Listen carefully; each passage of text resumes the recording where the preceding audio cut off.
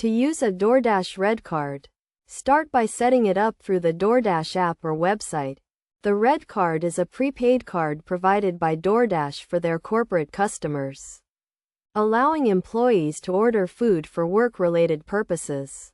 First, check if your company has a Doordash Red Card program and if you are eligible to receive a card. If you are eligible, your company will provide you with a Red Card, which you will need to activate. To activate your Red Card, log into your Doordash account and go to the Red Card section.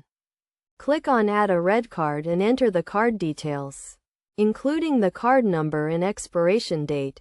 You will also need to set up a PIN for the card. Once your Red Card is activated, you can start using it to place orders on Doordash. When you are ready to order, simply select the Red Card as your payment method and enter the PIN you set up earlier. Make sure to only use the Red Card for work-related expenses, as the card is intended for business purposes only. You can track your Red Card transactions and balance through the Doordash app or website. It is also a good idea to set up notifications for your Red Card transactions, so you can stay on top of your spending and ensure that you are using the card correctly. By following these steps, you can easily set up and use your Doordash Red Card, making it convenient to order food for work-related purposes.